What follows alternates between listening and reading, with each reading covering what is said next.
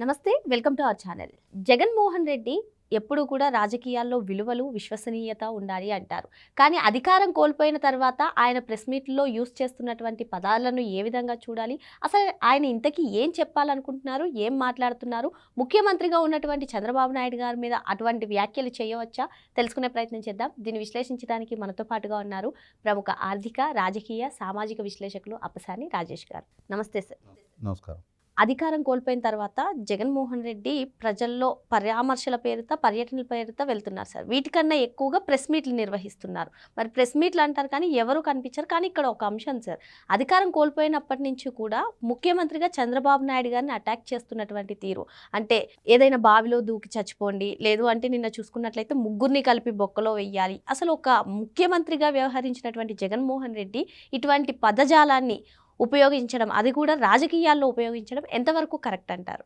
అంటే మనిషికి సంస్కారం అనేది జన్మతహా వస్తుంది. తల్లిదండ్రులు మంచి సంస్కారవంతులైతే తమ బిడ్డల్ని సంస్కారయుతంగా పెంచుతారు. ఒకవేళ తల్లిదండ్రులు వాళ్ళ వ్యాపకాల్లో బిజీగా ఉండి పిల్లల ఆలనపాలన సరిగ్గా చూసుకోలేని వాళ్ళైనా మంచి గురువుల దగ్గర చదువుకుంటే వాళ్ళైనా సరే చెవి మెలేసి క్రమశిక్షణ నేర్పుతారు. ఎలా మాట్లాడాలి, ఎలా వ్యవహరించాలి, పెద్దలతో ఎలా ఉండాలి అనే కనీస మాత్రపు క్రమశిక్షణ నేర్పిస్తారు. మంచి స్నేహితులైనా ఉంటే వాళ్ళని చూసైనా సరే మంచి నడవడిక ఎలా అలవర్చుకోవాలి అనేది నేర్చుకుంటారు. ఇక్కడ జగన్మోహన్ రెడ్డి ఒక ఫ్యాక్షన్ కుటుంబంలో పుట్టాడు. వాళ్ళ నాన్న రాజకీయాల్లో బిజీగా ఉండేవాడు. గనులని దోచుకున్న వాళ్ళ తాతను చూస్తా పెరిగాడు. వాళ్ళ తాత దౌర్జన్యాలు చూస్తా పెరిగాడు. ఈ దౌర్జన్యాలు, ఈ దాష్టికాలు, ఈ దోచుకోవటం మనకి జన్మ హక్కు అని చెప్పని ఫీల్ అవుతూ పెరిగాడు. అతను 10th క్లాస్ పేపర్లో కొట్టేశాడు అన్న ఆరోపణలు ఉన్నాయి. అతను ఎప్పుడు ఎక్కడ చదివాడో ఎవరికి తెలియదు. కానీ ఒక అఫిడవిట్లో డిగ్రీ అంటాడు, ఇంకొక అఫిడవిట్లో MBA అంటాడు. తర్వాత ఇంకొకటి ఉంది, నడమంత్రపు సిరి నరం మీద పుండు మనిషిని నిలవనీయవు అంటారు. 2004 అసెంబ్లీ ఎన్నికల నాడు వీళ్ళ ఆదాయ వనరులు అఫిడవిట్ ఎలక్షన్ కమిషన్కి సబ్మిట్ చేసిన అఫిడవిట్లో 9 లక్షలు.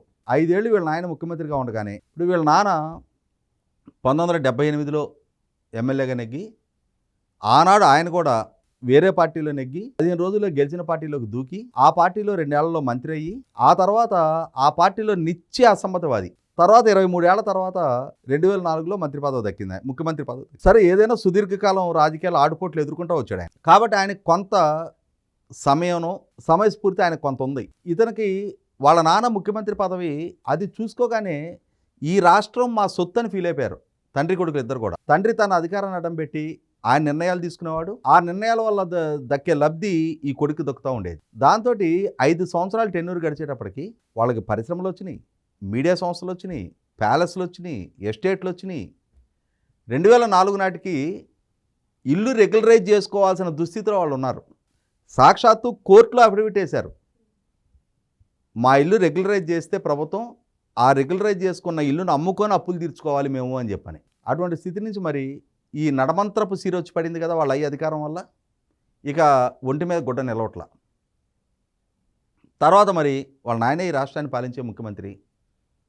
మరి ఈయన దగ్గరికి చేరతారు అందరూ, మీ నాయనతోటి ఈ పని చేయించు మాకు అని చెప్పని. దాంతో ఇక అసలు ఆయనకి కాళ్ళు నేల మీద నిలవటం తగ్గిపోయింది.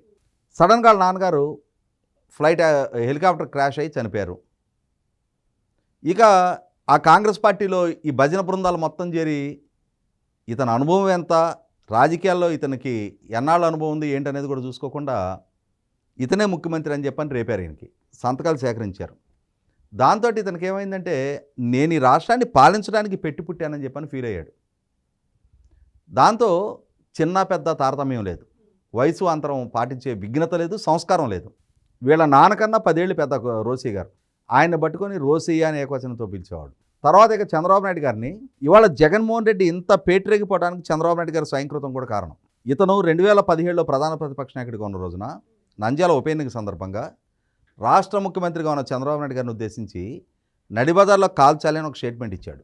రాష్ట్ర ముఖ్యమంత్రిని ఉద్దేశించి ఆ విధమైన స్టేట్మెంట్ ఇస్తే చట్టపరంగా ఏ విధమైన పరిస్థితుల పరిణామాలు ఎదుర్కోవాలనేది కనుక చంద్రబాబు నాయుడు గారు ఆ రోజు అతనికి రుచి చూపించున్నట్టయితే ఇతను 11 కేసుల్లో బెయిల్ మీద ఉన్న అక్యూజ్డ్, ఒక అక్యూజ్డ్గా ఉండి రాష్ట్ర ముఖ్యమంత్రిని చంపమనే స్టేట్మెంట్ ఇస్తున్నాడు, ఇతను బెయిల్ కండిషన్ వైలేషన్ అని చెప్పని కనుక చంద్రబాబు నాయుడు గారి ప్రభుత్వం ఆ రోజు కోర్టులో ఫైల్ చేస్తున్నట్టయితే మళ్ళీ జైలుకి వెళ్ళాలి అని అంటే ఇతనికి వెన్నులో నుంచి వణుకొచ్చేది. పైగా ప్రభుత్వం ముందు ఈ కేసులో తీసుకెళ్ళి అరెస్ట్ చేసి లోపలేస్తే ఓహో ఇట్లా మాట్లాడితే నన్ను అరెస్ట్ చేస్తారా అని చెప్పిన భయం నేర్చుకునేవాడు. చంద్రబాబు నాయుడు గారు ఆ భయం నేర్పించే ప్రయత్నం చేయాల. అతనికి క్రమశిక్షణ నేర్పాల్సిన బాధ్యత, ఎందుకంటే ఎవడు పెంచిన పెంపకరా ఇది అంటారు, అటువంటి పెంపకం ఆయన పెరిగాడు.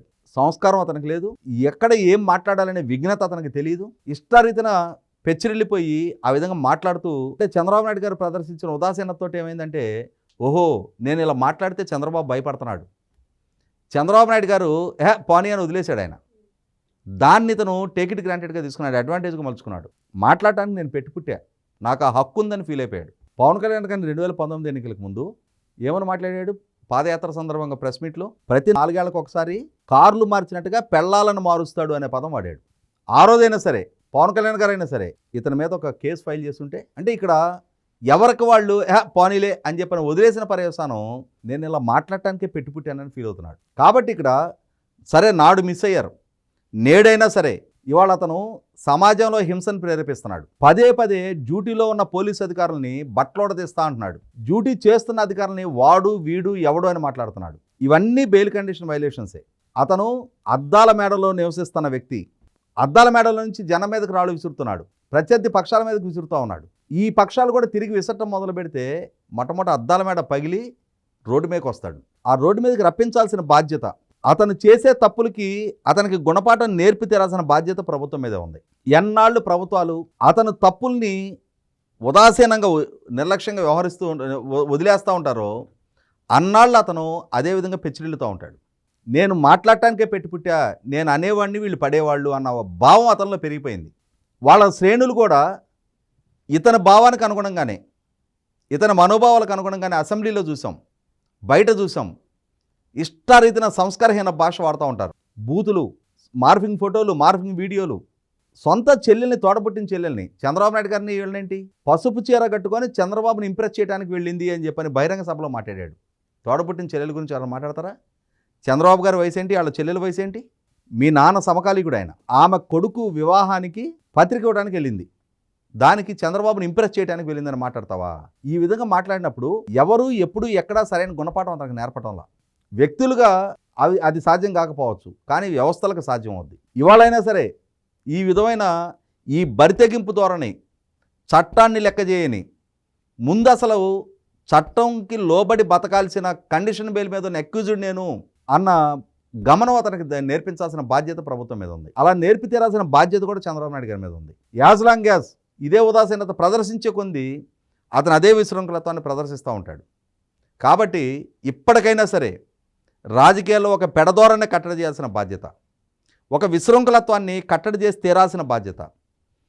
వాళ్ళు శ్రేణులు రప్ప నరుగుతామని చెప్పని గొడ్డళ్లతోటి పెళ్లిళ్ళల్లో కూడా డీజేలు పెట్టుకొని చిందులేస్తూ ఉన్నారు. ఈ ఉన్మాదం, ఈ హింసా ధోరణి కట్టడి చేసి తీరాల్సిన బాధ్యత కూడా ప్రభుత్వాల మీద ఉంటుంది. లేదు అనంటే ఇంకొక రోజు ఇంకొక చారిత్రక తప్పుకి వీళ్ళే బాధ్యులవుతారు. మరో అంశంతో మళ్ళీ కలుద్దాం. Thank you sir.